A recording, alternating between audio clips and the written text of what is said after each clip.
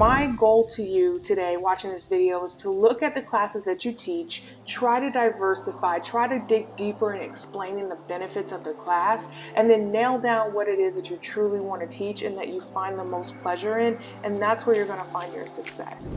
Hi guys, I'm Coach T, the Polepreneur, and I want to help you today find your perfect target market client. So a lot of the things that people that begin teaching pole dancing do not realize is that you have a special gift, you have a special reach, you have a special talent, and you don't have to be all things to everyone. You don't have to put that kind of pressure on yourself. One, it leads to serious burnout, a lot of self-doubt, and it can really discourage your progress, or it can also kind of make you be a little bit more competitive than you need to be in the market and not really stand in your own true talent. So what I mean by that is we think pole dancing as being something where you start as a beginner and then you go all the way up to you're doing crazy tricks. But what you don't realize is that that doesn't always mean that's the end of the story for everybody. Everybody is not into that, okay? So what I want to do today is to help you see a clearer picture about the different paths that you can go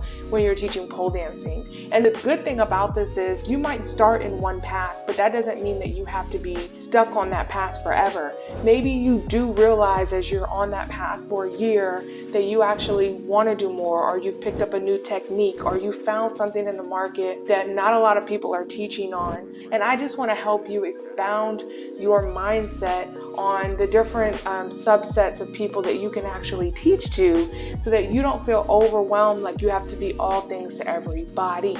Okay, so if you are a one-man show or a one-woman show and you are teaching pole dancing and you're not a part of a team, or you're not a pole studio owner where you build a team and it's really just you, then the most important thing that you can do is to stay true to who you are. So I'm just going to help you expound on the world of pole dancing and actually create a visual for you, okay? So you have pole here. Now, that is very, very broad. Why? Because you have the dance and you have the fitness, okay? You have dance and fitness. Why are these two different? Because they focus on two different perspectives. Fitness is about getting in shape. It's about seeing a physical change in the body. While dance does do those things, the focus is not necessarily about how much weight am I going to lose, how many calories am I going to burn, how slim is my waist going to be. It's really about the presentation. Dance is about how am I going to make somebody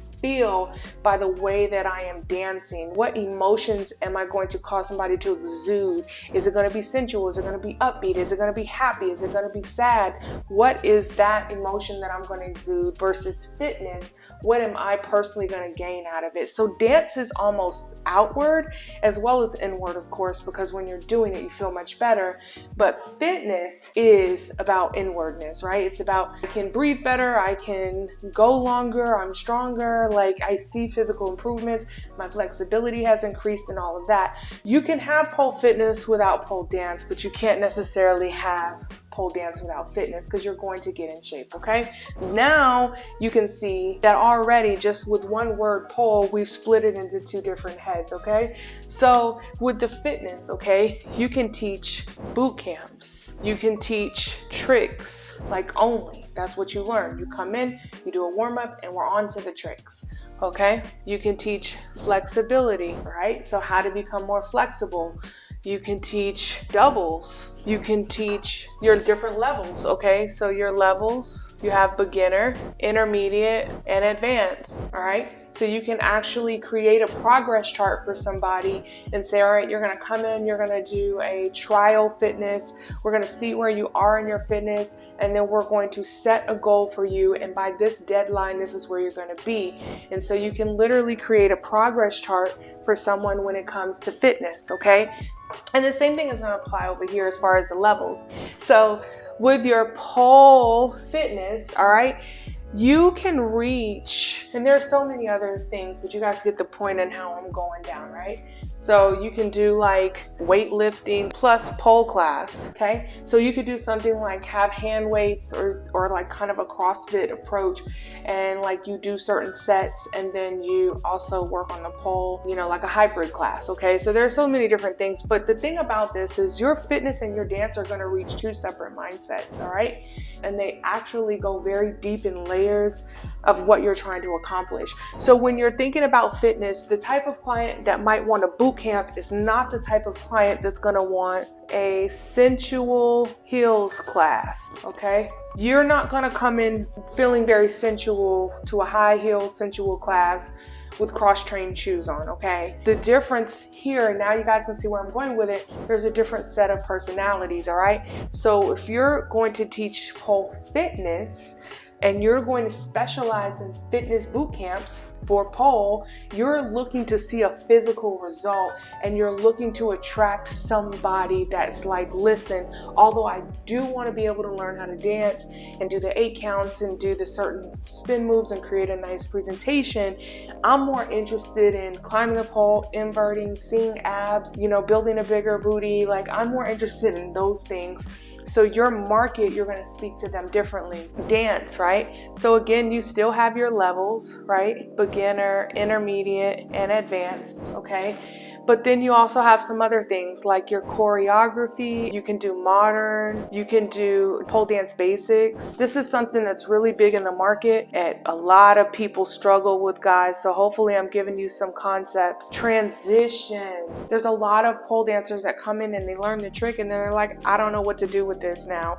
I know the trick, but how do I make it look pretty? That's a huge thing. So if you guys have a dance transitions class, that is another side of the market that will help you grow your classes. Okay, people that are interested in learning how to do dance transitions are not necessarily people that are interested in boot camps. Okay, and maybe somebody will take a boot camp occasionally because they want to get in shape and challenge themselves, but maybe they struggle more with rhythm and coordination. Okay, so dance coordination and versus fitness strength. All right, so I want y'all to understand that you don't have to feel like you have to do all of this in one class, because it is not going to be as effective. So my goal to you today watching this video is to look at the classes that you teach, try to diversify, try to dig deeper in explaining the benefits of the class, and then nail down what it is that you truly want to teach and that you find the most pleasure in, and that's where you're going to find your success.